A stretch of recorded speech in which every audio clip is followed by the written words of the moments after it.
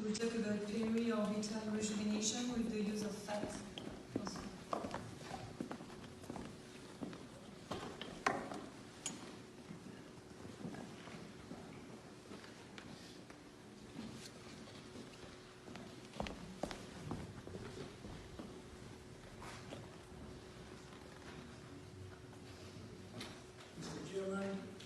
I would like to thank the committee for the opportunity to be here today, and of course it's my pleasure always to be with you. My topic today is about the facial rejuvenation with the application of fat transfer. Most of my previous colleagues, they cover many of my topics, but I'll be more thorough and give some more details, I believe, on what we do and how actually we apply our technique. Before I start, I'm going to cover the aging process, and as you can see, why we do this technique. Our goal is to treat aging. And what is aging? Aging affects the texture and the contour of the face. And of course, the age affects significantly the skin, with the main substrate and foundation of the face, which actually lose collagen, elastin, and hyaluronic acid. And this leads to a wrinkle, lining, and folds that develop in the skin and give this aging picture of the skin.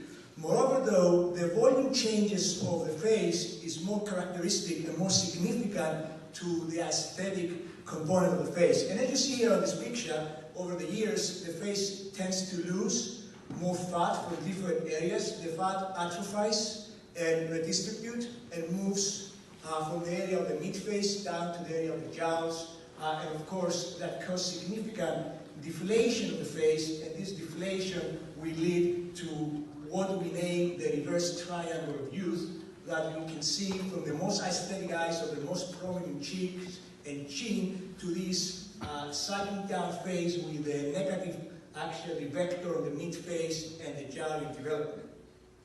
So you can appreciate that with this actress here, Jennifer Aniston, over the years. So you can see her as a very young and now in the middle age. The devolumization and the decontouring of the face, the loss of contour, of course, that affects significantly the texture and the contour of the face. Fat grafting. Fat grafting is the idea filler, is being actually conceptualized here in Munich by Dr. Lexter in the 18th century. And of course, back then, the application of fat grafting was very disappointing. And the reason was the lack of knowledge on purification, of cleaning of the fat, and of course, the type of injection and the process of injection. There are many theories on how the fat is taken. I'm not going to cover them. My previous actually speakers covered that. The only thing that comes to my own mind simply is a graft, and as a graft, of course, has to take on the recipient host. Still today, the resorption rate is a problem, and that's what we try to fight. And in the literature, the resorption counts from 20, almost sometimes to 100%.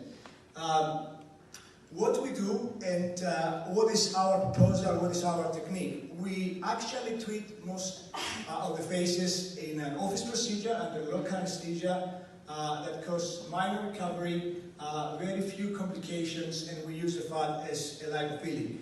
I'm not going to go in and cover the nanografting and the lipofilling. I think that depends on what you want to treat, what is your target. If you're going to do some thermal treating for finding the wrinkles, or if you're going to go and do actually foundation and elevation of the face with some supraperiorbital actually application of fat. That's different techniques, and I think it's short of time to cover today. What do we use in our office? I have no disclosure, any financial disclosure to any company, but in our office we use actually the pure graft, which is well described as a bag, where we take the live cells from the area of harvesting straight to the bag. We clean it out with lactate ringers, and then we actually put it on a 1 ml syringes, and with a micro cannula of 1 ml, we try to apply the graft to the recipient site. So the areas of interest for the facial rejuvenation is mainly the cheek areas, of course the area of the nasolabial fold, supraorbital, infraorbital area, and here are the characteristic volumes we normally use to augment these areas: 4 to 2 millimeters on the area of the cheeks, 1.5 to 2 millimeters on the infraorbital, 2 millimeters on the supraorbital, Of course, I do nowadays, in my practice, a little bit of more augmentation of the mandibular angle. It seems to give more contour of the face, which is actually helps a lot the aesthetics. Paramount and very important is the application technique. We have to think that this filler is not like the other filler. It's a filler that depends on the recipient and has to vascularize to survive. So big piles of filler applied in the same area, we have to understand that will not survive, since it will never get to vascularize in the center, it will necrose and absorb. So what do we normally do? We inject small portions in the fan technique and we spread it out to give higher possibility and chance of the recipient to vascularize the graft and survive. So I have a video here, I hope it will work.